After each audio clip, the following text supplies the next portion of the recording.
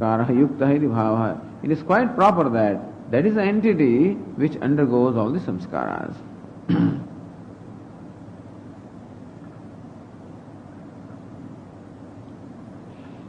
So tatphalam means tatphalam cha saeva ashnati. Tatphalam means kriyaphalam, he alone experiences. Now, Bhashyara quotes here this Shruti. Says Ratnabhava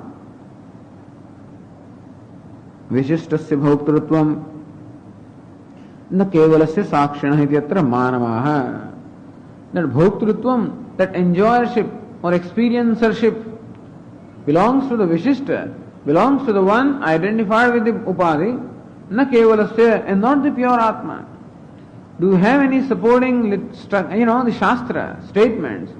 Do you have the Shastra statement to support your contention?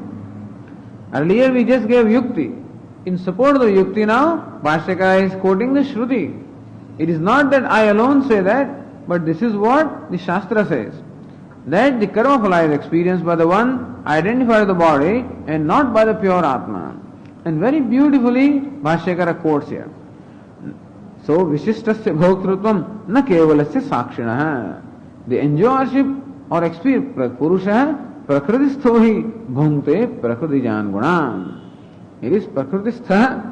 One identified with the Prakriti experiences the various gunas and not pure Upadrashta, Anumanta, Bharta. He is not the actual enjoyer or experiencer. Because he says Nirgunam Gunabhoktrucha. In fact, he is what? Nirguna. On account of identification with the body, he becomes Gunabhokta. So Gunabhoktritvam, experiencing the various modifications of the gunas, is the one who is identified, is for the one who is identified with the Upadhi. And in support of that, Bhashyakara quotes here from the Upanishad, from the Mundaka Upanishad first, says, Tayoranyah pippalam swadvate anasnannanyo abhichakashidi iti mantra varnat atmendriyamano yuktam भोक्ते त्याहुर्मनीषिणः इति च तयोः अन्यः पिप्पलं स्वादुवत्ति. तयोः of the two, अन्यः the other one, swadu pippalam atti. It is not both of them. It says tayoh means what? Pramatra sakshinoho madhye. Tayoh madhye. Tayoh of the two, who are they? Pramatra sakshinoho madhye. One is the pramada. Pramada means a knower. Knower is the one who is identified with the buddhi. Even Atma, the self, becomes pramada, the knower, on account of identification of the buddhi. Where in fact all the knowledge takes place on account of identification of buddhi. Atma declares himself as a knower. But what is his true nature? Sakshi. He is not even a knower. He is merely the presence. He is merely the conscious presence. In presence of whom everything gets illumined or everything gets known. So pramatra sakshinoho madhye, tayoho madhye, madhye is to be added. So tayoho madhye, of between of the two, pramatra and sakshi. Anyah pippalam swadvatti. Anya is what? Pramata. Sattva samsarga matrena kalpita kartrittvadiman pramada sattva is antahkaranam. Sattva samsarga matrena. Why is the word sattva used here? Because in Brahma Sutra, the very same mantra is discussed, which we also saw earlier. In our discussion of the Mundaka Upanishad, when we studied the relevant Brahma Sutra, there another interpretation also of this mantra was given. One interpretation is that these two birds, that is what is Dvasuparna Sayuja Sakhaya Samanam Vruksham Parishashvajate. The two identical birds are perching the self same tree. The two birds in one case were Jiva and Brahma. In another case, the two birds were interpreted as Antahkaranam and Sakshi. That was another interpretation given there.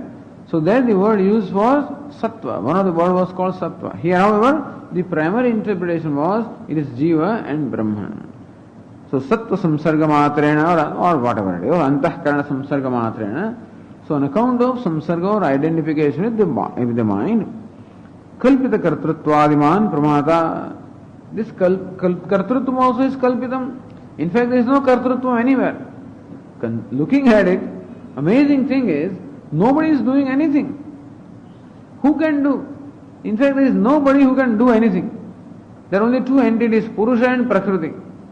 Both of them are incompetent to do anything. Prakriti being Jada cannot do anything. And Purusha being pure, changeless, conscious, also cannot do anything. And still all kinds of doing is happening, So people are asking this question, why is this world there? Why is all this happening? But then where is it happening? Who says anything is happening? Tell us who is doing this. Prakriti cannot do because it is Jada, and Purusha also cannot do because it is Nirvikara. So who is doing it? Then some entity. What is the reality of that entity? Only Kalpana or imagination. So Purusha Prakriti-sthohi. This Purusha who is Asangaha and who is completely contrary in nature to Prakriti, Tamah Prakashavad Viruddha Svabhavaha. That first statement of the Bhashya explains the contradictions experienced in the whole life, understand? Whole life is full of contradictions. Anirvachaniya. Anirvachaniya is that which cannot really be defined at all. And that anirvachaniyatvam alone is expressed by the first statement in Adhyasa Bhashya. But anyway, kalpita kartruttvadiman. Kartrutvam also is kalpitam. You cannot say that the kartrutvam belongs to body because that buddhi, because buddhi is jada. Nor can you say kartrutvam belongs to atma because he is akarta. And still there is a karta. Who is he? The kartrutvam also is kalpitam. And the karta also is kalpana. And therefore whatever is brought about is all kalpana. That is how there are different ways of seeing how the world is mithya. By examining the cause and by examining it. You can analyze the effect and see that it is mithya. Or you look at the cause, what has brought this about? Then you will find that the kalpana alone has brought it about. But anyway, kalpita kartruttvadiman pramata pippalam is from the mantra. Karmaphalam bhunkte. Pippalam is karmaphalam.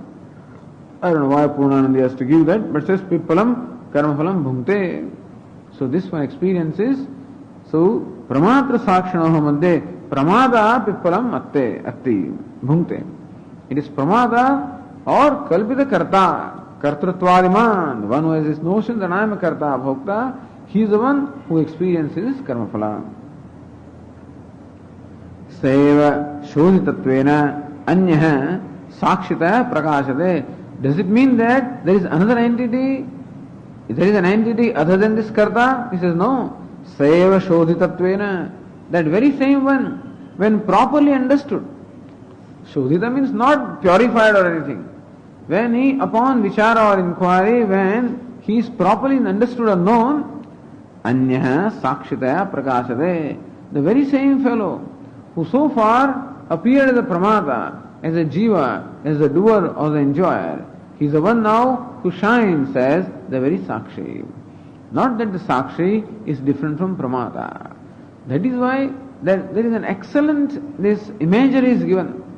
Dvasuparna sayuja sakhaya. Samanam vruksham parishashvada. How beautiful. The two identical looking birds are perching the self same tree. So when there cannot be two identical things really. Two things have to be separate. If the two things are identical, that means that the separation is mithya. So that mithyatma alone is described by two. It is amazing how the very same mantra is interpreted by Dvaita Acharyas as a proof, as an evidence that look, Shruti herself is talking about duality, and how do you say that is non-dual? Dva suparna sayuja sakhaya, that there are two birds. Samanam vruksham parishashvajate, one is Jiva, one is Ishvara. It's very clear.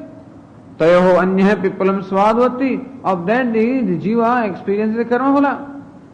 Anya anashnan anyah abhichakashiti, without participating or without experiencing or eating anything, anyah abhichakashiti, the other one just watches on, other one just blesses, shines and blesses.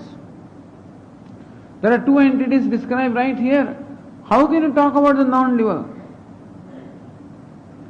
But these two entities, are these two entities described because there are two entities? Or are these two entities described because you think there are two entities? So the Dvaitin will say that Upanishad describes two entities. The Advaitin will say that Upanishad reiterates our experience of the duality. Not that Upanishad confirms the experience of duality, but Upanishad reiterates the experience of duality to understand that experience. That we have the experience of duality already. How to understand that experience? To explain that experience, to understand, is the purpose of presenting that. We feel that, in fact, there are two entities. And then immediately next mantra itself says, what is it? Samane vrukshe purusho nimagnaha anishaya shoshati muhyamanaha chustam yada pashyati anyamisham asya mahimanamiti vita shokaha yada pasyah pashyate rukmavarnam kartaramisham purusham brahmayonim tada vidwan punya pape vidhuya parat param samupaivi nityam, or whatever. So those mantras reveal in fact the identity between these two. It is not that once you analyze the nature of the knower also, the knower becomes free from the punya, papa and everything else, and that freedom from punya, papa, etc. can only be when you are free totally from the upadhi. And that means that you are someone who is separate from the upadhi. That knowledge alone can really free you from punya, papa in the absolute sense. So this mantra, according to the Vedantins or Advaitins rather, is only anuvada or reiteration of our experience, because we think that there is duality. In fact, that duality is apparent because who are the two entities? Identical looking. So very mantras which are interpreted by Dvaitins as confirming the duality are the mantras presented by Advaitins, and those are mainly trying to explain the duality and not confirming duality. Purnamadaha, Purnamidam. You can take it in a literal sense. Adaha is Purnam, Idam also is Purnam. Ishvara also is Purna, Jagat also is Purna. But how can it be? Purna, for its being Purna, how can it be two? How can there be two Purna or two complete things? So a proper way of looking at it is what? One Purnam alone comes to be called Adaha. Same Purnam alone comes to be called Idam. So Adastvam and Idantvam is what is superimposed upon Purnatvam. It is not that there is an Adah Purnam and an Idam Purnam, but upon one Purnam alone, an Adastvam and Idantvam is superimposed. Look at it that way, then you find that's right. How in Purna or complete, which cannot exclude anything, how can there be a distance? Or how can anything be separate from Purna? How can there be two Purna? And Purnat Purna Mudachyade. From the Purna comes out. See, from the Purna Ishvara, the Purna Jagat has come out. That's how they will say. We will say, well, from Purna Ishvara, how can Purna, if Jagat which has come out also is Purnam, how can it stand separate from Ishvara? Therefore we say that this Udachyade, this coming out, is only an appearance. The very same mantra is understood as what? That this very so-called creation is not really there, because if the creation were there in a real sense, and the Purna Paramatma has actually brought about this creation, then has he undergone a change or modification before because we say just that no Kriya can take place unless it brings about a transformation in its own Ashraya. And therefore if this Sarjana Kriya takes place with Lokadas Paramatma, has it brought about a modification in Paramatma, in which case is no more Purna? Or if the Purna is created without keeping Paramatma Purna, in that case then he has remained Purna, in which case no real thing has come out, that the whole creation is only apparent. Anyway, amazing thing is that even today also the people of the dualist Dvaita, they continue to persist even when the science has proved that the Jagat is not Dvaita. The science has already proved that this duality or multiplicity is an apparent multiplicity, and this root, all of it resolves into one alone, and that one also does not have a substantiality, and that nobody can ever understand the object unless one takes into account the subject. That even the scientists also understood the subject and object do not enjoy a separation as they thought it to be so far. The object does not stand apart from subject because subject has an influence upon the object and vice versa. That shows that in order to consider both of them, you must take a system which takes into account the whole subject and object. I mean, the whole universe must be taken as one system. That means the subject and object both of them spring from something more fundamental. These suggestions are there. And so all the science that is presently, whatever science is revealing, all of that is only pointing towards what? Pointing towards a non-dual. Not even towards the duality of subject-object. This is what Newton and other people thought. That's why they were struck with the mechanistic model, that the drashta is different and the world is different. That you can manipulate this world. And that is how they manipulated for centuries together, thinking that you can manipulate the world and you can be happy by exploiting it. They found that bhogana bhuktaha vayameva bhuktaha. You think that you are enjoying this object, but then you are also being enjoyed simultaneously. Understand that you cannot stand apart from that object. So by manipulating the world, you get manipulated in turn. So the happiness level never rose. Even the level of comfort and power and everything rose all right, but even these scientists, not scientists, but technologists, were not able to lift the happiness level. That shows that the whole philosophy is, that's why they're questioning the whole philosophy. That all these Cartesian and all these people who thought that the world is a machine and you can manipulate it. World is not a machine separate from you. If it's not a machine also, and so on and so forth. So it is amazing. And the direction, the kind of scientific discoveries that have taken place, and the kind of thinking that the scientists have is extremely sophisticated. They are no more the ordinary mechanical people. They are all philosophers. And philosophers are a very high cadre also. And therefore, the real scientists are very great people in that sense, because they have the insight into this. Although they will not accept merely words because somebody said it, they will not accept it. Like we will accept it. And we will discuss it as though it is reality. They will not do that. They will not call it reality unless it becomes their own knowledge, you see. And that's why they are sincere in that sense. Or whatever. But the point is that it's all pointing towards only what? The one non-dual reality. And so, still, there are people, even the Vedantins, who say that the Advaitins are all misguiding people, and there are people who say this kind of thing. It is just stupid. I mean, stupid in the sense that totally ignoring the evidence which is right there in front of us. Anyway, Tayoho Vanyaha Pippalam, I happened to see one book recently, by the way, that's why. Pippalam Swadvatti Anashnananyo Abhichakashiti. Abhichakashiti means just shines all the time. And Sayeva Shodhitatvena Anyah Sakshitaya Prakashata Ityartha. Take a proper look at this jiva. Take a proper look at him. Don't take him for granted. Don't take yourself for granted also that you are a jiva. You are experiencing the jivatma, all right. You are experiencing a separation from God, all right. But just take a close look at it. Whether it is an experience or whether it's an interpretation. You are experiencing separation from God, is it because there is a real separation? Or you think that you are experiencing a separation? Vedantins will say that the sense of separation is an interpretation and not a reality. The jivatvam, aham karta, aham bhokta, this is not an experience, this is an interpretation of an experience. How can you say aham karta is an experience? You cannot say that unless you see that aham and karta on the same locus. Aham sukhi, aham dukhi, only when Atma and Sukhi and Dukhi, both of them can be the same adhikaranam. When you have seen them both, then you can say that aham sukhi is an experience. We say that aham sukhi is an interpretation and not an experience. That separation between Jiva and Ishvara is an interpretation, not an experience. And so, we have just taken for granted things. We have not taken time to analyze or scrutinize these things. That's why it is Sayeva Shodhitatvena. The same Jiva who is Anisha Shoshita Muhyamanaha.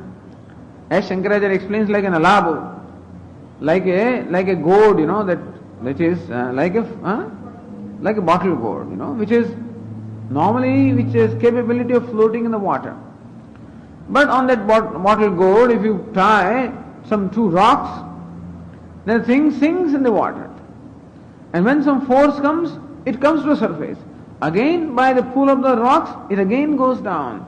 That pool bottle gourd, whose by nature, which can float freely on the water, nevertheless experiences suffocation on account of being tied to those rocks. Even when the bottle gourd is experiencing suffocation, suffocation is not the nature of the bottle gourd. Its nature remains what? Free floating. And therefore the experience of suffocation is something unnatural. They will say, once in a while you come up with unnatural. We say, no. Even though 99.9% is experiencing suffocation, even then that is not its nature. See, the illustration Shankaracharya gives is so beautiful. Like a bottle gourd. Anishaya shochati mukhyamanaha. I am Anisha. Anisha means what? Actually, Anisha means what? He doesn't have an Ishvara. Anisha means helpless. Helplessly is grieving. Because mukhyamanaha. Because he is ignorant. And because he is entertaining all these kind of notions. Jushtam yada pasyati anyamisham asya mahimanamide vitashokaha. And that is how it becomes vitashokaha. When, that is why shodhitatvena, when he comes to know his true nature, then he becomes free from this grief. Here, of course, the purpose is to show that the experiencer or the bhokta is the one who is identified with the upadhi, and Kevala Atma does not have bhoktrutvam. Kevala Deha does not have bhoktrutvam. That everybody knows. We need not even show. Kevala Atma does not have bhoktrutvam. Anashnan Anyah Abhichakashidi. That Kevala Atma Abhichakashidi merely watches. So Anyah Pippalam Swadavati. The one identified with the body or the upadhi is the one who experiences variety of kind of fruits and not the Kevala Atma. Iti mantra varna, on account of this mantra varna. Atmendriya manoyuktam bhokte tyahur manishinaha. Who is called bhokta? Kathopanishad even says manishinaha bhokta ityahuhu. The wise people call this fellow bhokta. Who is it? Atmendriya manoyuktam. Atma deha. Dehendriya manoyuktam. Dehadiyuktam pramatra atmanam ityartha. So one who is identified with the body. Deha, Indriya, Manaha. So one identified with the body, the sense organs and the mind, he is called Bhokta by the wise people. So Atma, when identified with the body, sense organs and the mind, Atma attains the status of a Bhokta and not otherwise. So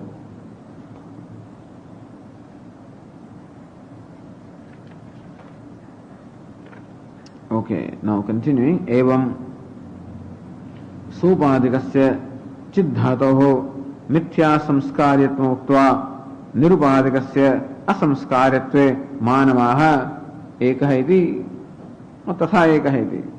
एवं in this manner सोपाधिकस्य चिद्धातोः मिथ्या संस्कार्यत्व उक्त्वा. चिद्धातु, चित्त means pure awareness, which is Atma.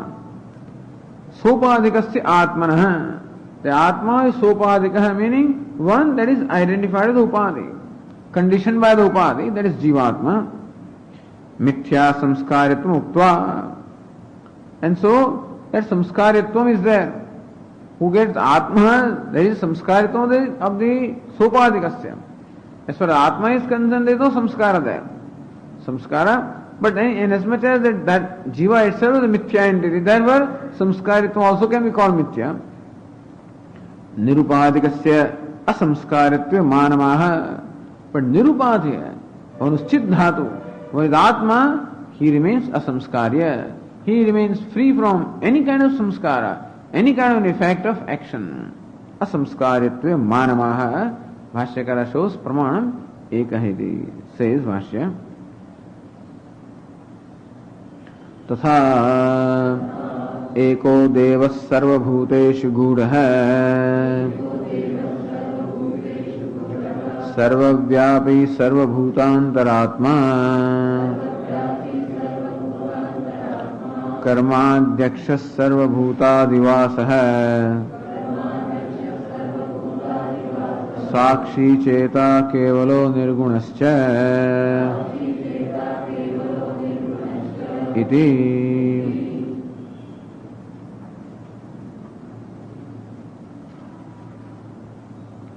Eko Deva. How many devatas are there? Deva is Devatana Devaha, one who is effulgent, shining. So this Atma is called Deva here because he is self-effulgent. How many Atmas are there? Eko Devaha. Sarva Bhuteshu Gudaha. Sarva Bhuteshu, in all the beings, Gudaha. The one who is hidden in all the beings. One who is hidden in all the beings. Beings are all, beings are many. But in the beings, the one who is hidden is how many? Eko Devaha. Very clear. So Atma, the multiplicity of the Atma is dismissed right away. No, but there are few sentences like that. You are taking a few sentences and quoting them all the time. This is another charge upon Shankaracharya. So few sentences means what? One sentence also is enough. Just because 15,000 people said the sun rises and one person said it does not rise. One person said that the earth rotates around the sun. That's all, that was enough. So far, millions of people are saying that the sun rotates around earth. That's how the whole Christianity, all those old scriptures are based on that, including our scriptures also. But to us it did not matter. As far as astrology was concerned, that's okay. But as far as the Christians are concerned, all of these are to be taken literally. And therefore, they will not accept that the sun rotates, they will not accept that earth rotates around sun. They will say sun alone rotates around earth. And therefore, who was the scientist? Galileo said that or no? Huh? Galileo said it? Okay, I thought there was another one who said it. Who started this whole... anyway, he is also a very famous scientist. And that fellow also was hung. I mean, the Christianity will not accept it. So what? Suppose million people say that the sun rotates around earth, doesn't make it truth. And therefore, how many statements do you want? And there are plenty of statements, of course. But then that means we say that these few statements are the statements of truth, and many other statements which may even talk about the duality are only talking about our experiences so as to lead to the truth. Our experiences are to be understood properly. And when you understand it, then you will find that ultimately it is not, because who will separate this one Atma from the other Atma? Does the body separate it? You say Atma is Chit Dhatu, is pure awareness. If Atma is pure awareness, then where is the boundary of the pure awareness? Because whatever is in the awareness, of course, is within the boundary of awareness. So body also is in awareness, and therefore it is not awareness, it is in the body. Body is in awareness. And whatever you say is separate from you becomes also in awareness, and therefore everything that you know comes within the scope of awareness. So where is that boundary where awareness stops? That very boundary also you are aware of, so it becomes part within awareness. And therefore there cannot be any boundary to awareness. The boundaries are taken for granted by us, that the body is a boundary of awareness. But in fact, every boundary itself is an awareness. And therefore that boundary keeps on receding further and further until what? No boundary remains. And therefore awareness cannot have boundary. So awareness cannot be one. Awareness has to be one alone. Cannot be many. Has to be one alone. So Eko Devaha. Sarva Bhuteshu Gudaha. How many bhutas are there? The bhutas are ghosts are what? Sarva, many. The beings are many. Sarva Vyapi, Sarva Bhutantaratma. Prabhupada explains that. Sarva Bhuteshu Advitiya Ekaha Devaha. Swaprakasha. Deva means what? Swaprakasha. Self-effulgent. Sarva Bhuteshu Eka means what? Advitiya. In all the beings, this Deva, the self-effulgent Atma, is one without a second. Tathapi Gudaha. How come? If he is self-effulgent and he is in all the beings, how come we don't know him? Or how come we don't know him as such? Esha sarveshu bhuteshu gudotmana prakashade. Because tathapi maya vrtatvat na prakashade. Even though the same self-effulgent being obtains in all the beings, even then maya vrtatvat, on account of being veiled or concealed by Maya, na prakashate. So, naham prakasha sarvasya yoga Maya samavrtaha. Sarvasya na prakasha. On account of being very well concealed by the yoga Maya, I am not evident to know anybody. I am evident to nobody, barring a few. So, tathavi Maya vrtatvat na prakashate, so it is gudaha. Otherwise, if he is my very self, how come I don't know him as such? On account of maya. Nanu jivena asambandhat भिन्नत्वात्वा देवस्य अभानम न माया गोहनादिति. Somebody will say, no, you are not right. Jivena asambandhat. In fact, you are not aware of the Atma because he is not connected with Jiva. Sarvabhuteshu gudaha. This Atma is unknown or does not shine in all the beings. We say that it does not shine because of ignorance. They say, no. Jivena asambandhat means jivena saha asambandhat. The Purva Pakshi says that since Atma is unconnected to Jiva, therefore you know Jiva but you do not know Atma. Bhinnatvadva, or because Atma is separate from the Jiva. Therefore, so it is because Atma is separate from Jiva or Atma is unconnected to the Jiva, therefore you do not know the Atma. And it is not that because Atma does not shine by Maya. Devasya abhanam natu Maya gohanat. It is not that it is Maya that conceals the Atma, it is that Atma is really separate or really unconnected, and therefore you know only Jiva-Atma, you do not know Atma. He says, no, mantra itself is Sarvavyapi. This Deva, the self-effulgent self is what? Sarvavyapi, all pervasive. So it's not an Anu or something like that, Still people believe Vishishta Advaita means the Atma is Anu. So Anu means Sukshma, that is the dimension of the Atma. So Atmas are many. That is how the Vishishta Advaita also believes. For that there are some Shrutis which talks about Atma as Anu. There are so many of them which reveal Atma as Sarvavyapi. So this will have to be interpreted in some way. So Sarvavyapi.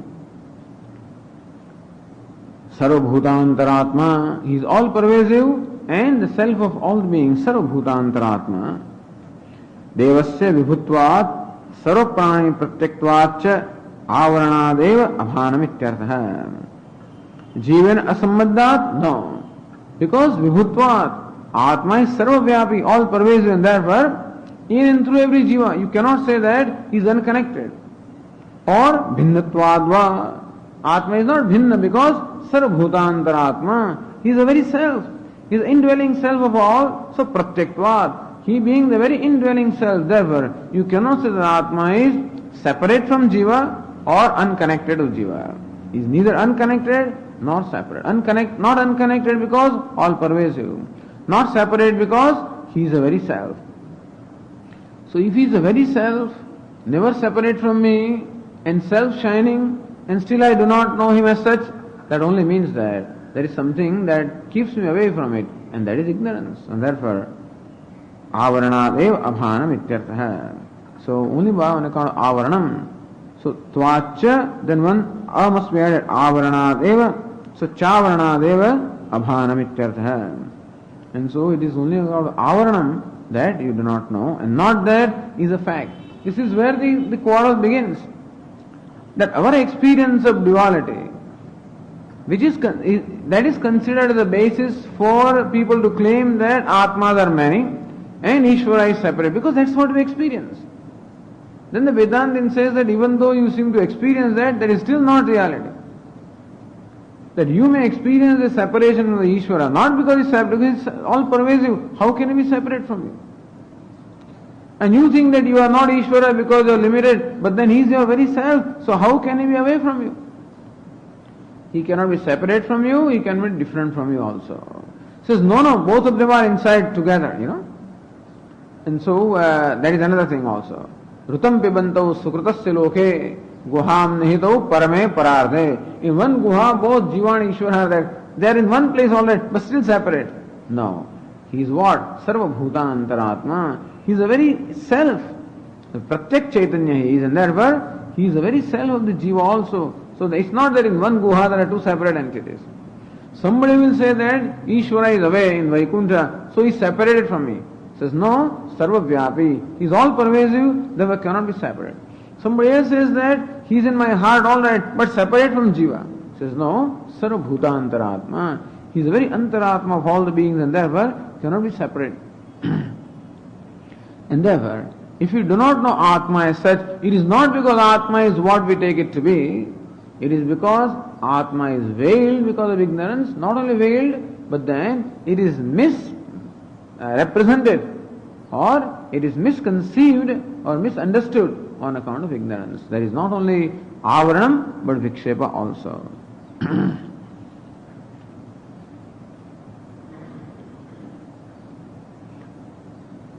Okay, if you say that this Atma alone is the very self, Pratyaktve Kartrutvam Syat, that means that he is Sukhi Dukhi, Karta Bhokta.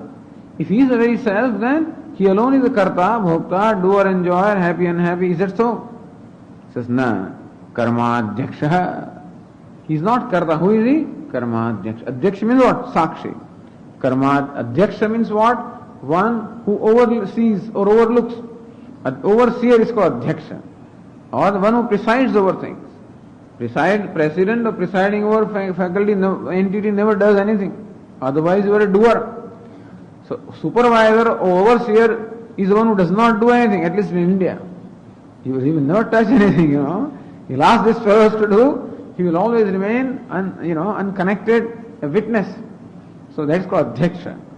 So Adhyaksha means the one who witnesses, or one who oversees, but one who never does. So this Atma is what? Karma Adhyaksha means what? Sakshi of the karma. He is a witness of all the karma and not a karta. So in spite of he is my very self, and still he is not karta. Means what? Kartrutvam is false. So giving reality to Kartrutvam, you will say that he is separate from me. But Vedanta means that Kartrutvam is false. Why don't, it's much easier that way. And it's so nice to know that I am Brahman. If not today, tomorrow at least I will come to know. It's so nice. Why do you want to deny this? Why do you want to place Ishvara away from you? What's the need? So no, but then what will happen to my bhakti? Something will happen, That if God is one with me, how can I worship Him? And then what will happen to my relationship, etc. But why do you want that relationship? What is the purpose of a relationship anyway? So as to culminate into one, not to maintain that separation, And that is how the relationship begins. Ultimately to culminate into oneness. And so already you are a sevaka, he is Swami, etc. Okay, fine. Not to ever perpetuate that separation. So the very idea of oneness should thrill a person. And it does not thrill them. It just creates a reaction from them. Because there is something that you want to hold on to. And you don't want to give up something. And therefore the reaction comes to this. Such an amount of reaction has come to Advaita by the later Acharyas that it is just such an amount of reaction. We would have expected the other Acharyas to really see this truth and support it. Instead of that, they not only rejected it and then they did the prachara totally against it also. Because this is all wrong, this is false. But anyway, so Karma Adhyaksha means Kriya Sakshi. He is not the Karta, he is the witness of all the actions. Tarhi Sakshamasti Dvaidapatti. You say Sakshi is witness? Witness is one, and what is witnessed is another one. Sakshi means witness, and Sakshyam is that which is witnessed. Sakshi is Drashta, and what is seen is Drishyam. So Drashta and Drishyam, similarly Sakshi and Sakshyam. So moment we call Atma as Sakshi, he is a witness, then witness always stands apart from what is witnessed. There is always a duality between the witness and what is witnessed, and without that duality one cannot even become a witness. Then what? Tarhi Sakshamastiti Dvaidapatti. If Atma is Sakshi, there is Sakshyam that stands apart from Atma, Dvaitapatti. Then there is Dvaita. He says, no, Sarvabhutadhivasa. His Karmadhyaksha, Sarvabhuta Adhivasa. Adhivasa means what? Sarvabhutanam Adhishtanam. So Sarvabhutanam Adhishtanam Bhutva or Adhishtanam San Sakshi Bhavati Ityartha. He is Adhishtanam. He is the very content of all the beings. Sarvabhutadhivasa. Bhuta means all the beings. So it is not that the beings are separate from him. Even though we call him witness of all the beings, it is not that the beings are separate from him. He is the very Adhishtanam, the very content, the essence of all the beings. So he alone is all the beings. The wonderful thing is that on one hand we call him the Sakshi, the witness, but what is he witnessing? He is witnessing all the beings, all the thoughts, all the body, all these things that he is witnessing. And what is the nature of them? He alone is them, because he is the adhishthanam, or the essence or the content of all that is being witnessed also. So what is witnessed is not separate from the witness. Therefore, in the witness and the witnessed, this division also is only springs. It springs only from one, the adhishthanam alone. So sarvabhutanam adhishthanam bhutva sakshi bhavati ityartha. Sakshyam adhisthane sakshini kalpitam iti bhavaha. That sakshyam, that drishyam is adhisthane drashtari kalpitam. The whole drishyam is something that is superimposed upon the drashta. Drashta is the truth of the drishya. Sakshi is the truth of the sakshyam. That like the dreamer is the truth of the whole dream, because the whole dream world is superimposed upon the dreamer consciousness, and similarly also the whole world which is witnessed is superimposed upon the witnessing consciousness. And therefore, there cannot be duality between adhishthanam and adhyaropa. So there is an adhyaropa, but it does not pose another duality, because the shadow cannot be separate from me, the reflection cannot be separate from me. So I and reflection cannot be considered as two, and so the Sakshi and Sakshyam cannot be considered as two. Sakshi Shabdarthamaha Cheta Kevalaha Bodhrutve Sadi Akarta Sakshiti Loka Prasiddham. He is Cheta. Cheta means he is a very knower. Who is a Sakshi? Sakshi is the one who does not take part in what is going on. At the same time, he is a knower. So Sakshi is an intelligent being, conscious being, who remains separate from what is witnessed, and therefore this Sakshi Atma also is what? Cheta. Cheta is a nominative singular of Chetru. Chetru Shabda Rukaranta. So Cheta Shabda Rukaranta, you can say. Cheta is a nominative singular of Chetru. Chetru means the witness, the awareness. So this Sakshi is awareness. Bodhrutve Sati Akarta Sakshi. We Prasiddha. We know also that the common Sakshi of the witness is the one who is Akarta, does not participate, is not part of what is witnessed, and he is an intelligent entity. So also Atma is intelligent entity without participating anything. Nirgunascha Cheta Kevala Nirgunaschakaraha Dosha Abhava Samuchayartha. Chakara means all the other doshas. Nirgunatvat, Nirdoshtvat, Gunaha, Doshanashava, Samskaruna. Then it's a separate thing anyway. But Chakara means that there is no dosha at all. Why? Nirgunascha means what? Nirdoshascha. Chakara is what? When you say he is Nirguna, so आपका ब्रह्म तो निर्गुण है, उसमें कोई गुण ही नहीं है. That means what? निर्दोष भी है. Nirgunascha. Cha is what? Nirdosha. Nirguna, Nirdosha. Devoid of any guna, devoid of any dosha. Because guna also means rope. Moment you have guna, you are tied. So nirguna is what? Untied. And nirdosha, unblemished. That is how Atma is. Okay.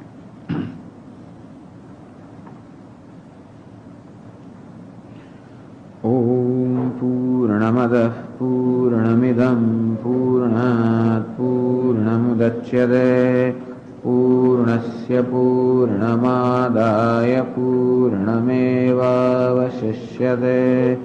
Om Shanti Shanti Shanti.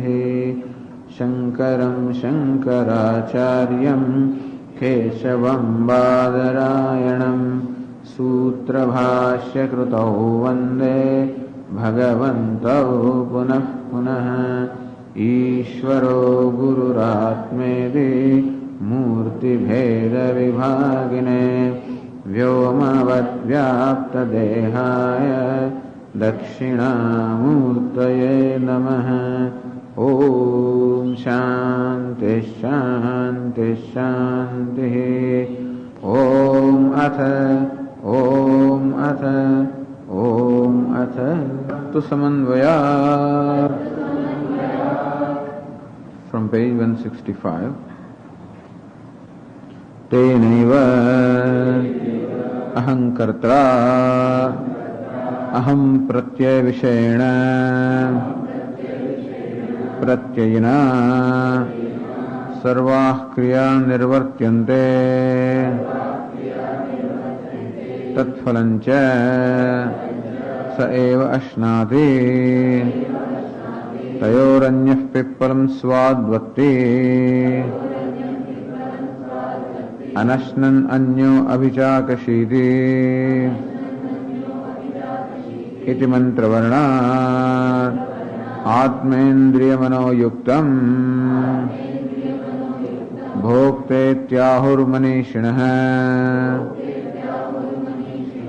इति च तथा एको देवः सर्वभूतेषु गूढः सर्वव्यापी सर्वभूतान्तरात्मा कर्माध्यक्षः सर्वभूताधिवासः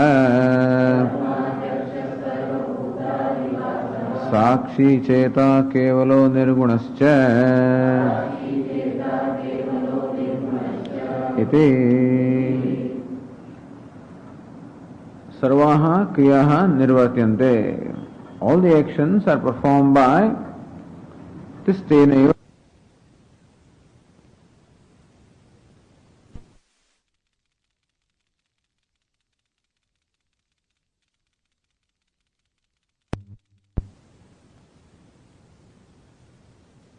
The mind, reflected consciousness, or identified with the mind, and therefore having this notion, I am the doer or the agent of action.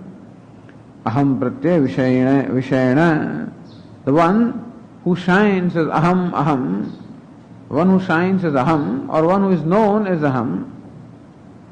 Pratyayana, one who is identified with the various thoughts of the mind. Pratyayana, sarvaha kriyaha nirvartyante.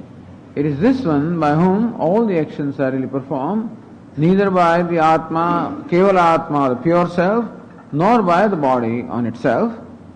Tat phalam cha shayeva ashnadi. And he indeed, the one identified or embodied, is the one who experiences the phala or the result of that action. He is a karta and he is a bhokta. Neither the pure self is a karta, nor the upadhi is a karta. It is the embodied self, or the self identified with the upadhi who is a karta, and is the very same self who is a bhokta. Tayoho anyah pippalam swadvatti. Tayoho, sakshi and ahankartaroho madhye, there is a sakshi on one hand, and on the other one is ahankarta, the ahankara, or the jiva, or the pramata. Of between the two, who is the one who is enjoying the phala? The pramata, or the doer, the embodied self, and anashnan anyah abhichakashiti, whereas the other one, anashnan, without eating, abhichakashiti, just shines, watches on. And so Sakshi never does anything. This is what the mantra says, and it is the Jivatma alone who does everything. So when he enjoys the karma phala, he is the doer also. Atmendriyamanoyuktam bhokta iti ahuhu manishanaha. And who is this bhokta? Manishana bhokta iti ahuhu. The wise people say that this one is bhokta. Atmendriyamanoyuktam, one who is identified with the body, the sense organs and the mind, he is indeed the enjoyer. Then what's the nature of the sakshi? Sopadikasya chiddhataho mithya samskaritva uktva nirupadikasya asamskaritva manamaha. How the nirupadika atma is a samskariha. Though samskara touches there, and therefore he remains ever unattached, ever unconnected, unaffected by any actions performed, or unaffected by any kind of experiences that are going on. Eko devaha sarvabhuteshu gudaha sarvavyapi sarvabhutantaratma karmadhyakshah sarvabhutadivasah sakshi cheta kevalaha nirgunascha. This is samskara. Nirgunascha nirdoshascha. He is sakshi. He is the very witness. And therefore, it is not that he is a performer of any action. Karmadhyakshah. He is a witness of all the actions and not a performer of the action. Sarvabhutadivasah. So he is the very adhishtanam of all the beings, and therefore he is a Sakshi. And Cheta is a pure awareness. Kevalaha, he is absolute, meaning Advitiyaha. That means there are no duality, there is no duality such as Sakshi and Sakshyam, or Drashta and Drishyam. Even this duality also is not there. There is a temporary duality that is accepted in order to withdraw one's attentions from Drishya. But ultimately it is discovered that all there is just one, which alone is Drashta as well as Drishya. So the so-called Sakshi or the witness is very adhishthanam, the substratum of the Sakshyam, that which is witnessed. So Sakshyam or Drishyam is that which is superimposed upon the witness. His Cheta, Kevalaha, Nirgunascha. Cheta is one who is a Bodha, meaning the knower, Akarta, nevertheless one who does not participate. So Sakshi is the one that does not undergo any modification. The witness witnesses everything. He is totally unconnected with what is witnessed. At the same time, the one who is totally unaffected by what is witnessed. And so Sakshi, Akarta, is not doer, the one who is not affected by what is the modifications in the Sakshya. Nirgunaha, devoid of any gunas, Sattva, Rajas, Tamas, Chakaraha, Dosha, Bhava, Samuchyartha, Nirdoshascha. He is devoid of any dosha also. There is no guna, nor there is dosha. If he has some gunas, then you can add to the guna and make him better than what he is. Or if he has some dosha, you can remove the dosha and purify him. He is nirgunaha, and therefore gunadhanam, or imparting any further excellence, or imparting any attributes, that occasion is not there. Nirdosha, the removal of the dosha, or dosha apanaya, also is not there in the case of Sakshi. Guno doshanashava samskarahana. He is not samskarya. Why? Because gunadhanam or doshapanaya, none of this is possible in case of Atma, who is nirgunaha and nirdoshaha. And the same idea is further conveyed in the next mantra that is quoted here, says Bhashyakara.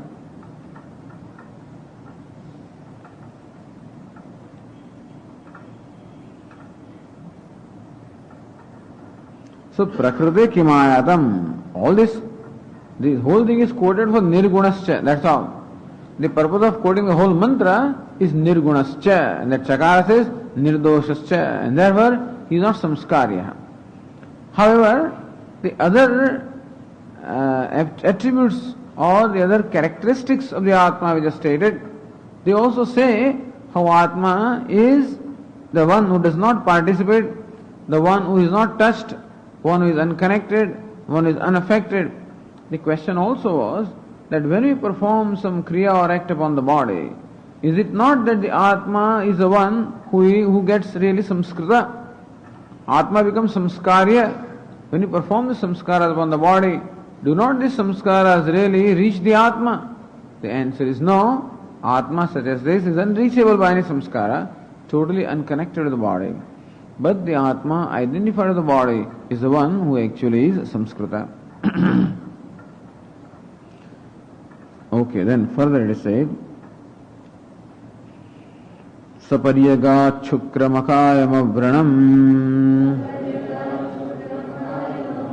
Asnaviram Shuddham Apava Vidham Iti cha Eto Mantrau Anadheyati Shaitam Nitya Shuddhadam cha Brahmano Darshayatah. Eto Mantro, these two mantras, Eko Devaha Sarvabhuteshu Gudaha, Saparyagat Chukramakayam Avranam, these two mantras they are quoted. Anadhe Atishayatam Darshayatah.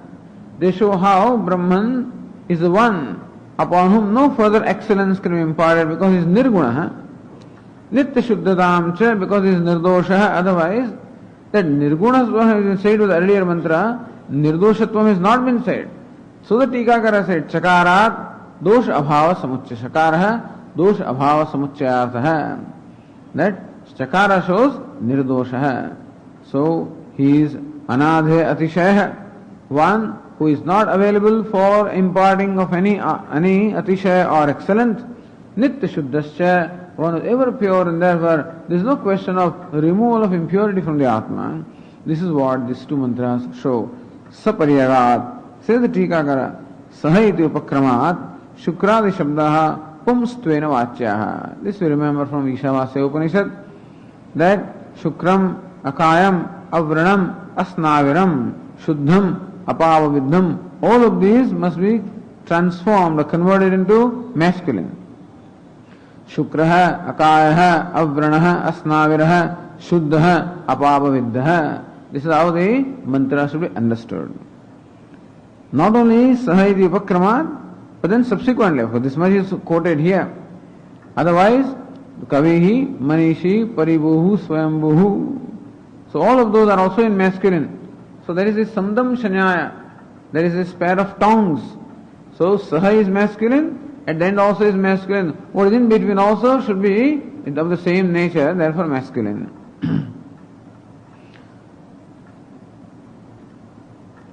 And so Saivatma Pariyagat Pari Sarvam Agat Vyaptaha. Saivatma, the very same Atma who was earlier described as Anejadekam Manaso Javiyaha. This Atma, Tadejati Tannejati. This Atma, Ishavasyavidam Sarvam, he alone, Pari Samantat Agat, Sarvam Agat.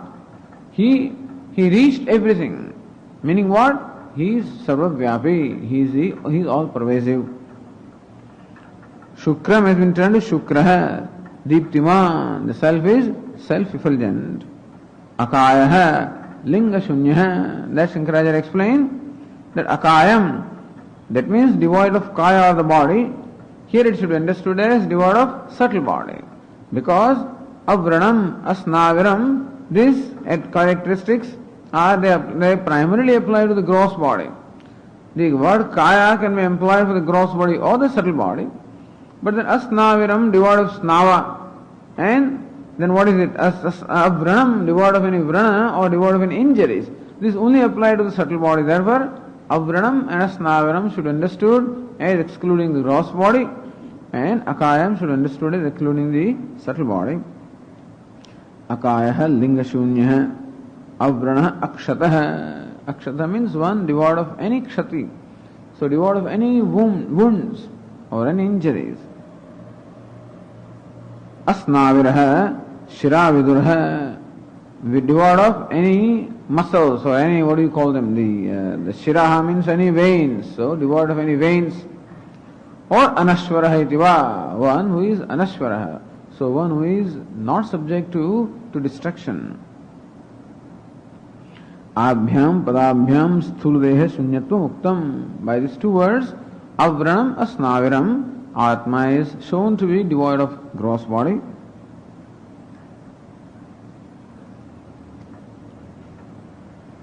Shuddha Ragadima Shunyaha. The Shuddha was said to be the Karan Sharir Rahitaha, means devoid of the causal body. So here it is said Ragadimal Shunyaha. That is more important. Shuddha, the one who is devoid of Ragadvesha, any kind of mala or impurity, such as likes and dislikes. Apavaviddaha, Punyapavabhyam asamsprushtaha. Apavaviddaha, Apunyaviddaha. So one is not penetrated by Papa or Punya. Means one who is not touched by or affected by Papa and Punya. So Punya Pavabhyam asamsprushtaha, untouched by, unaffected by Punya and virtue and vice. Iti ja eto mantro anadheya atishayatam nitya shuddhatam cha brahmana darshayatah. Okay, so that is it. Then further Bhashyakara says Brahma bhavascha mokshaha tasmat na samskaryopi mokshaha. Okay, Brahma bhavascha moksha. We said earlier that moksha, Brahma bhava means moksha indeed is becoming Brahman, or Brahman itself is moksha. Tasmat na samskaryopi moksha. For all the discussions, ultimately the end is, the conclusion is Tasmat na samskaryopi moksha. Since Brahma or Atma is the samskariya, Atma is not available for any samskara, is beyond all the samskara and does not require samskara. Both ways. Atma is beyond all the samskaras, at the same time the one who does not require samskaras. And Atma alone being moksha, we say that moksha also is not subject to any samskaras. Or moksha cannot be accomplished by the act of samskaranam. Gunadhanam, doshapanayam, that kind of an act cannot bring about what we call moksha or liberation.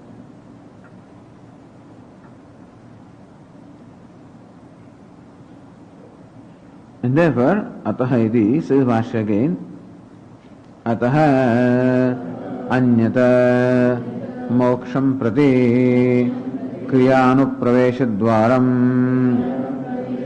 na shakyam केनचित् दर्शयितुम् तस्मात् ज्ञानमेकं मुक्त्वा क्रियायाः गन्धमात्रस्यापि अनुप्रवेशः इह न उपपद्यते अतः अन्यत् मोक्षं प्रति क्रिया अनुप्रवेशद्वारं न शक्यं केनचित् दर्शयितुम् अतः अन्यत्. Other than this, atah anyat means what? The four things was said earlier. Atah utpatti, apti, vikara, samskarebhyah anyat. Atah anyat, other than these five. So we say utpatti, apti, samskriti and vikara. These are the four kinds of effects that an action can bring about. There is no fifth effect. And it is shown here that moksha cannot be a product of action of any of this nature. Moksha is not a karma phala because it is not utpadya, it is not something to be created because nityatva. Moksha or atma being nitya is not something that is to be created. It is not aptaha sarvavyapitvat. Atma being sarvavyapi, therefore also atma is not one to be attained. If atma is of course, so atma is also swatma swarupa. Moksha is also swatma swarupa. Swatmatvat. Moksha being my very self, therefore is not to be achieved. Or if you think that moksha is different from me, sarvavyapitvat, being all pervasive also is not one to be achieved because it is Brahman. And then na vikariha niravayavattvat. Atma is niravayava. It is partless, not a composite entity, and therefore not subject to any vikara. And in all the last discussion it said, asamskariha. Atma or moksha is not available for any samskara. And other than these four, there is no fifth kriya. So apti, utpatti, apti, vikara, samskarebhyah, anyat panchamam kriyaphalam nasti. There is no fifth kind of kriyaphalam. Yat mokshasya kriyasadhyatve dvaram bhavet. If there can be a kriyaphalam or a result of an action which is of a fifth kind, suppose you can show that not only is four but there is a fifth kind of result also, and that fifth kind of result is applicable to moksha, then you can say that moksha is something that can be accomplished by karma, but then there is no fifth kind of kriyaphalam. Suppose we show, then we'll show you why even that is not applicable anyway. And so what is shown here is moksha is not kriyaphalam. It is not a result of an action.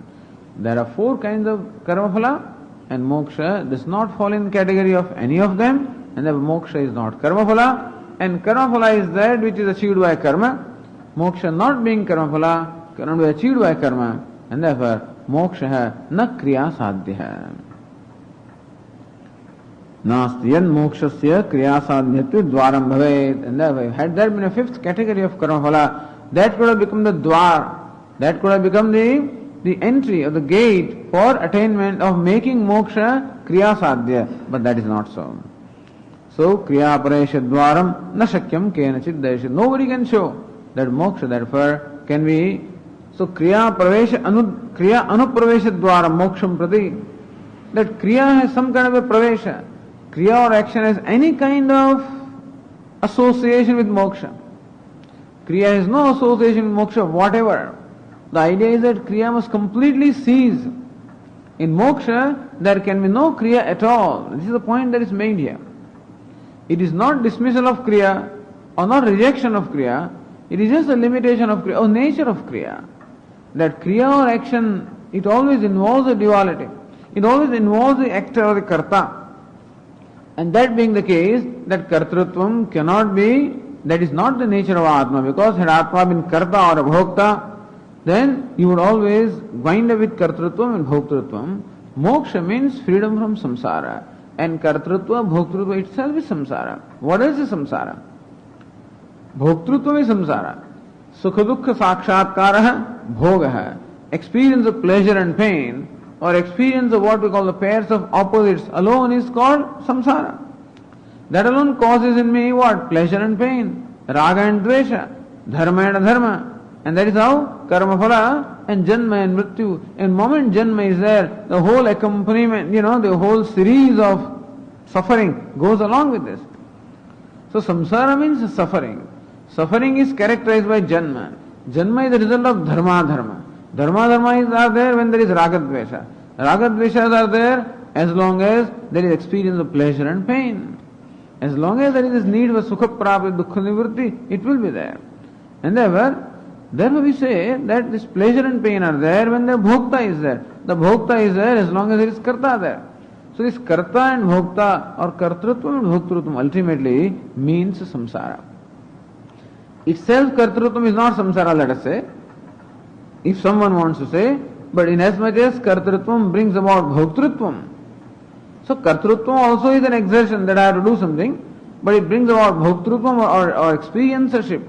An experience will invariably involve the experience of something that is pleasant or painful, that will naturally create in me the reaction of attachment and aversion, and that will prompt from me further actions in the form of dharma and adharma, and that will bring about a kriya phalam in terms of punya and papa, that will definitely bring about another body, and therefore another embodiment, and that will bring about a whole series of difficulty or pains or suffering characterized by janma, mrityu, jara, vyadi, and therefore it is bhoktrutva which is samsara. Purushaha sukha dukkhanam bhoktrutve hetuhu uchyate. Samsara is described as bhoktrutvam. Why is bhoktrutvam? Karanam gunasangosya sadasadyoni janmasu. Gunasangha, identification or atma bhava. Guneshu atma bhava. When sukha, dukkha or moha vritti arise in the mind, then atma bhava, branding myself as sukhi, dukkhi or mudha, this is called gunasangha. And moment I brand myself as sukhi, then there is a need on my part to retain that sukhitvam. And therefore some action will be there. Moment I brand myself as sukhi or a happy self, then also there is action. I want to remain happy. Wherever there is a threat to happiness, I want to make sure that that threat is avoided. Or if there is always this happiness can be snatched away, I want to make sure that happiness is not snatched away. In fact, it is my experience that happiness that comes will go away. And that apprehension is there on my part. And therefore when that moment of happiness comes, I want to hold on to it. And something that doesn't want to be held on to and that you want to hold on to is going to involve a struggle again. So even the conclusion on my part that aham sukhi, that I am happy, that itself also brings about this struggle. And of course when I conclude that I am dukkhi, no question that there is going to be struggle because I don't want that. Karanam gunasangosya sukhi, dukkhi, sukhiyaham, dukkhiyaham, mudhoham. This conclusion, this gunasangha, there is nothing wrong or there is no big problem that there is sukha vritti or dukkha vritti or moha vritti in the mind. It is the nature of the mind which is made up of the sattva, rajas and tamas, that one of the other vrittis will be there.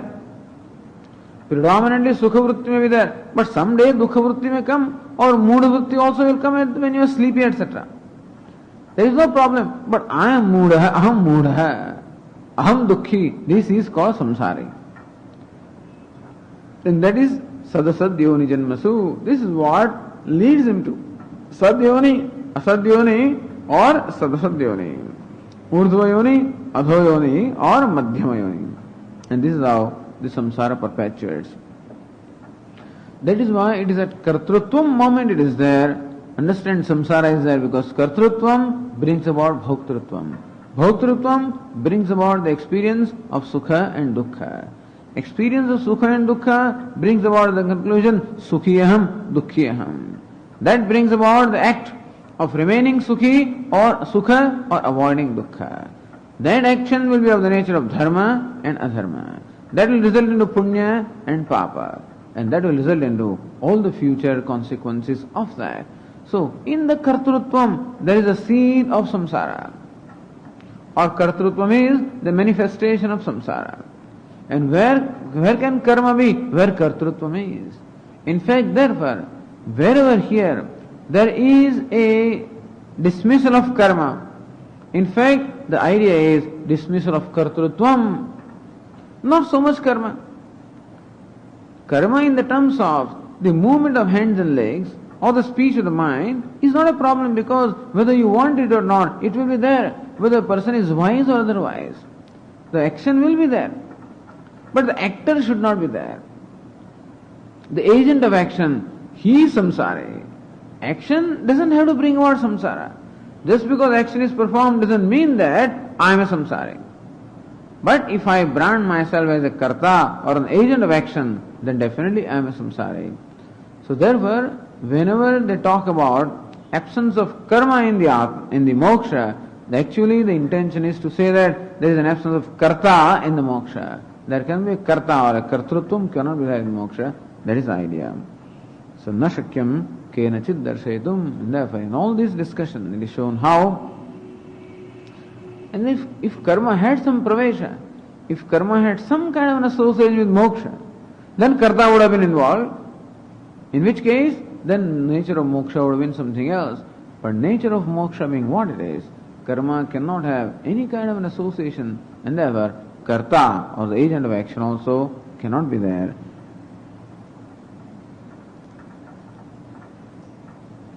Tasmat, so nanu mokshasya asadhyatve shastrarambho vrtha na jnanarthatvat ityaha. If you say that moksha is not sadhya, moksha is not to be accomplished. Sadhya means that which is to be accomplished. Where something is to be accomplished, that is the scope of karma.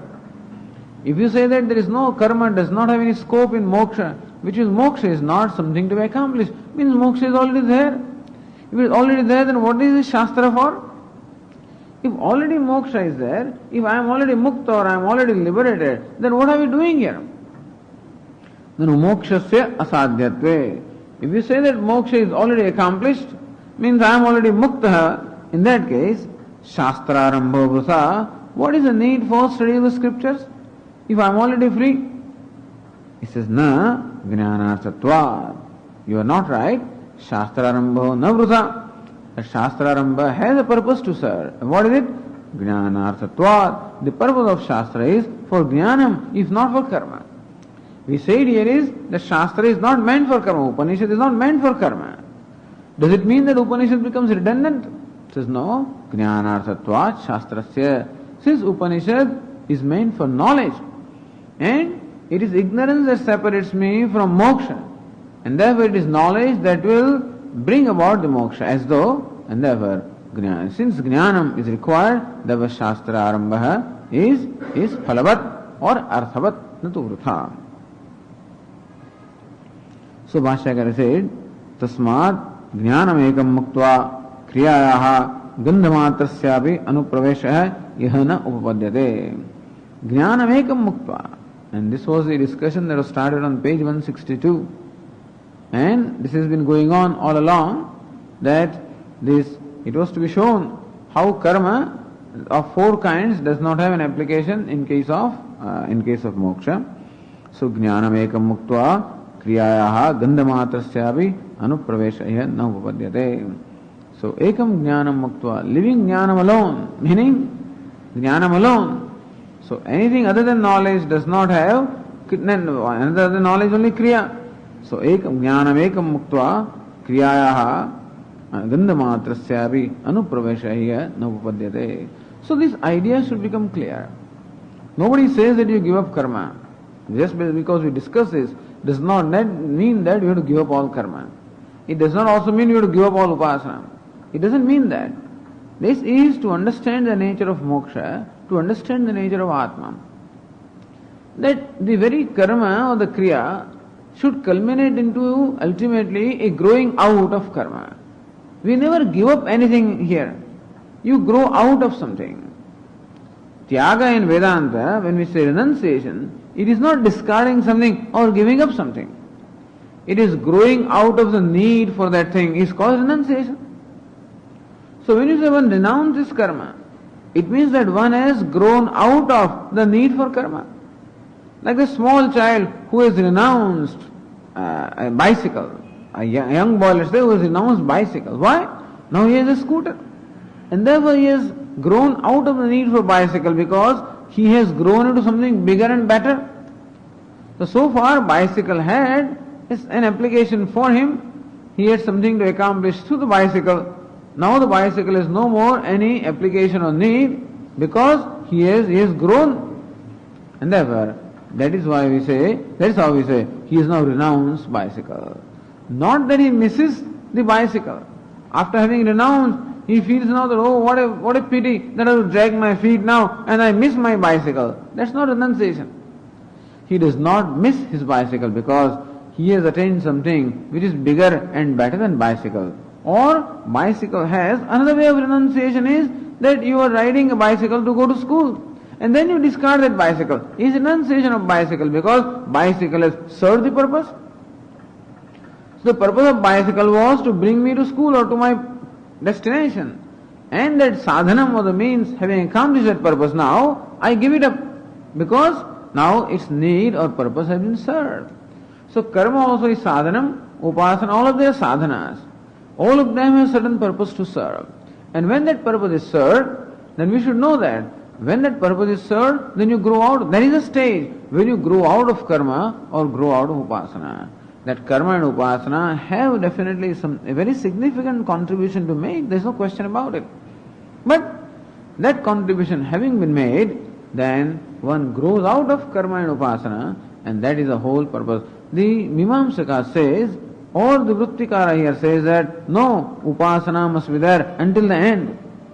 Because Upanishads present Brahman not as a Gnaya Vishaya, but as a Dhyeya Vishaya. And therefore, Atma vale drashtavya hai or tad vijignasasva. These are the main statements of Upanishad. And Satyam Jnanamanantam Brahma, these are only Avantara Vakya or Vidhi Paravakya. So Vidhi Vakya such as tad vijignasasva, that is the main Vakya or the Pradhan Vakya of Upanishad. And Satyam Jnanamanantam Brahma is what we call Vidhi Paravakyam. So such vakyas become meaningful only by way of aiding that vidhi or the enjoyment. This is their contention. And to them all this is being said that no, it is Satyam Jnanamanantam Brahma. That is the main vakya. And Tad Vijignasasva is not a vidhi. It is a response to what would happen to the person anyway. When person hears Brahmavit Apnodi Param, the knower of Brahman attains the limitless. Immediately question arises, what is that Brahman? Satyam Jnanamanantam Brahman. That jignasa will arise. That you don't even have to say that vijignasasva. That may you seek to know Brahman. If you have to say it, only it is to convey that it is knowledge of Brahman which will enable you to accomplish what you are seeking. But when it is first said, Brahmavit Apnodi Param, the knower of Brahman attains the limitless, then he knows that is what I am seeking. So I am seeking limitless. And if the knower of Brahman attains the limitless, that shows that it is knowledge of Brahman which is what I need. So Vijignasasva, immediately a desire will arise. What is that Brahman? It is Satyam Jnanamanantam Brahma. Brahmavid apnoti Brahma. How to know that Brahman? Ham Brahma huyo veda nihitam guhayam parame vyoman. Apnoti param. What do you mean by param apnoti? Attainment of limitless is what? So shnute sarvan kaman saha brahmana vipaschita iti. So that statement was Brahma vidapnoti param is beautifully answered right away. And the same statement is further expanded in the Upanishad. So this is the main message or the tatparya, the purport of the Upanishad. And not the vijignasasva, because jignasa is there. And therefore, that's what he said, Adhi Bhagavo Brahmedi, he goes with the jignasa. It is not that the teacher has to instruct him. When can teacher tell you? Only when you have first gone to teacher. And when do you go to teacher? Because you want to know. So already Bhrigu has approached his father Varuna with a question or with this prayer. Adhihi Bhagavo Brahmedi. "Oh revered sir, please teach me Brahman." Then where is the question of telling him, "May you seek to know Brahman"? He already seeks to know Brahman. Then what is tad vijijñāsasva? Tad brahma vijijñāsasva. Yena, what is it? Yato vāyamāni bhūtāni jayante, yena jātāni jivanti, yat prayanti abhisamvishanti, tad brahma vijijñāsasva. Brahman is that. So Brahman that you seek to know is that from which all the beings arise, etc. And so it is not that vijijñāsasva really becomes a vidhi. It is reiteration of what the student would want to do anyway. Atmavare drashtavya, because when it is described that everyone loves, whatever I love is because I love the self. So ultimately Atma alone is parapremaspadam. When that is known, naturally there is a desire to know the Atma. So even Atmavare drashtavya, all that will be discussed anyway. The point is that they are not really vidhi or the injunctions in primary sense. Some kind of an injunction is there, not in a primary sense. In primary vakyas are Satyam Jnanam Anantam Brahma. These are the primary sentences. And therefore Brahman has to be known. And that is the purpose that is accomplished by the Upanishads. And therefore study the Upanishads arthavat. So it is not Dhyayam Brahmaparam, Parantu Gneyam Brahmaparam. Shastram. So tasmad dwar abhavad ityartha. So because there is no dwara for the kriya, therefore jnanam alone has the application there. So jnanatattva shastrarma sarthaka ityaha ityartha. Okay. So this discussion here is concluded as to how karma or upasana, they do not have an application with reference to moksha. They may have application with reference to preparation for moksha, but not moksha as such. As you proceed further, the discussion becomes more and more sophisticated.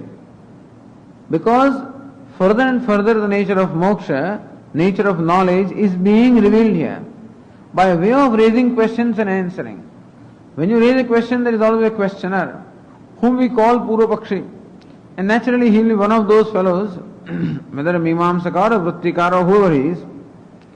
But as we have said, the purpose of discussion is not to refute somebody, as much as to educate somebody or to educate our own self.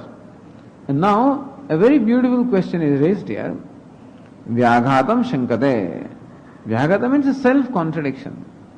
You say that, I am yavad jivam aham mauni, he says, I am observing, this fellow says, I have observed silence for the whole of my life, This fellow is a Mauni Baba says this. I have observed silence for the whole of my life. How can you, if you are talking? Or when you say that, I don't have a tongue, suppose you say, that is what? Self-contradiction. To say that I have no tongue is self-contradiction. And there such contradictions are there. So many illustrations. My father is a brahmachari, or something like that. Or my grandfather is without a son, and things like that. So they are all supposed to be contradictions. Anyway, it's called Vyaghata. So he says, you are really contradicting yourself when you say that in the knowledge there is no kriya or the action does not have any association with knowledge. You are contradicting yourself. What is jnanam? Jnanam is the word that is derived from the root jna, means to know. So jnanam means the act of knowing. You say that action has nothing to do with knowledge, whereas knowledge itself is an action. Then where is the question of action being denied or action, having no association with knowledge? This is called Vyaghatam.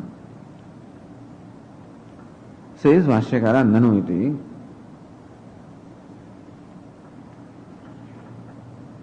Says Purnanandiya, Vyaghatam is Virodham. Shastram Jnanartham chet Mokshe Kriyanuprabhe Katham Nopapadyate Jnanasyeva Kriyatvade Virodham Shankade. Shastram Jnanartham chet. If you say that Shastra's purpose is to impart knowledge, or the purpose of studying the scriptures is to gain knowledge, Mokshe Kriyanupravesha Katham Nopapadyate. Then how do you say that it is not tenable that in moksha the kriya or the karma does not have an association with moksha? How do you say that? Jnanasyeva kriyatvat. Because jnanam or the knowledge itself is a kriya. Knowledge means act of knowing, and therefore knowledge itself is an action. How do you say that action does not have any association or any an entry into moksha? You are contradicting yourself by saying that the Shastra or the scripture is meant for knowledge, and then saying that in moksha there is no association with kriya. This is self-contradiction. If moksha is the means for moksha is knowledge, knowledge itself being karma, therefore the means of moksha is karma now. So now will be analyzed what is the difference between karma and jnanam. There's some activities there in jnanam also, still it is not karma. Why? That is what is being stated, and this is also a point that confuses many people. That in knowledge of something happens, it's a happening, isn't it? If it's happening, then how do you say that it is not brought about by karma? Even if it is happening, what brings it about? That is important. Even if knowledge is a happening, what brings it about is what distinguishes it from a kriya. And that is now the point of discussion. Bhashyakara says here, Nanu jnanam nama manasi kriya. What is jnanam? Ghata jnanam, pada jnanam, any jnanam. So knowledge of a pot, knowledge of cloth, knowledge of a tree. When does it happen? When the mind assumes the form of the shape of it, the shape of the form of a tree. So when mind becomes of the form of the tree, or a pot, or a cloth, or a chair, or whatever, then alone knowledge of that object takes place. So hasn't the mind really undergone a transformation to become of the form of the object of knowledge? It has. So manasi kriya, therefore also it is a mental act. Jnanam nama manasi kriya, any knowledge. Here jnanam is not only Brahma jnanam. First of all we are taking any knowledge as such, like ghata jnanam, pata jnanam, any knowledge as such is manasi kriya, is also a mental activity. Inasmuch as something happens in mind. Mind, at the moment in my mind, let us say there is knowledge of a horse, and then when a cow comes along, then there is a transformation in my mind. The mind's thought gets transformed from the form of the horse to the form of a cow. Therefore, that change has happened. And therefore, jnanam also brings about a change. Is also manasi kriya, also is a mental act. What does it mean? Says Ratna Prabhakara, Tathacha mokshe kriyano pravesho nasti iti vyahatamiti bhava. The kriya will not leave you. Tathacha, and therefore, mokshe kriyano pravesho nasti. Your contention that in moksha, the kriya or action has no pravesha, has no association, has no application. Iti vyahatam, this is virodha, this is a self-contradiction, iti bhavaha. Then what are we going to say? This is really seems to be a very solid objection, isn't it? So what is Vedanta going to say? Says here, manasam api jnanam na vidhiyogya kriya vastutantratvat kriti asadhyatvacha ityaha. So in what way there is a vailakshanyam? There is a distinction between knowledge and karmaphala, result and action. What are the characteristics of an action? Which characteristics are absent in knowledge? He says, vidhiyogya kriya. Kriya is what? Vidhiyogya. Kriya is something that is a product of an instruction or an enjoyment. And kriti sadhya. So that action is that which is to be accomplished as a result of some kriti or some kind of a chesta. Some karma or activity is required to accomplish an action. And an action is that which takes place as a result of an instruction. Some outside inspiration is there, or then it will say it further. How there is Purusha Tantratvam is there, how the sankalpa or the will of the person is called for in performance of an action, and that is meant by vidhi. What is meant by vidhi or enjoyment is to invoke the will of the person, that's all. An action will not take place unless the person wills to do. A knowledge will take place whether you will that or not. So hold a flower in front of you, you have no choice in not knowing the flower, the knowledge will take place, whether you want it or not. As Swami always likes to say, when your eyes are open, and the Swami is sitting in front of you, you have no choice but to see him. Keep your eyes open and say, okay, I don't want to see Swami. Your will does not work there, because a knowledge of the Swami does not depend upon your will. The pramanam, namely eyes, and the prameya, namely the Swami, when there is contact of the two, the prama or the knowledge must take place. In that, this person has no choice. If he had a choice in knowledge, that would have completely changed our life, I am telling you. You may choose not to hear things. How nice would it be? There are occasions when you want that, you may not hear anything, But you have no choice. The ears are there, and therefore you have to hear. There will be times when you wish that you don't want to smell things. Yesterday when you were passing by that road, Swamiji, this place has become like an open sewage, because some sewage must have been overflowing. And therefore, it irritates you. If you had a choice not to smell, well, you would avoid that. But when the nose is there, functioning, and that stink is there, you will experience that stink. There is no choice. So in jnanam or in knowledge, there is no choice at all. You have a choice. In closing your nose, that is an action. So when you close your nose, that becomes an action. That is a choice. But as long as nose is functioning, you have no choice in not smelling. As long as eyes are open, you have no choice in not seeing.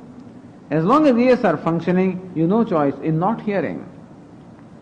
In Vidhi is to instruct a person to do something. Whether instruction comes from without or within, it is your own mind that may instruct you to do things. It is not that the instruction always comes from without. It may come from within also. I am hungry, I want to eat. I am thirsty, I want to drink. I want to see this, I want to see that. Then this desire also will prompt you to perform action. Or someone can prompt you to perform an action from outside by creating a desire in you, or by creating in you a kartavya buddhi. Oh, I should do this. So Vidhi creates in you a kartavya buddhi. This is what they do. Not so much a desire is not created in you. Vidhi cannot do that. But with your enjoyment of the scripture creates in you kartavya buddhi. I must do this. And therefore, when this prompting happens from within, I must do this, then the person does it. So important characteristic of the karma is purusha tantratvam, that the will of the person is what is most significant thing.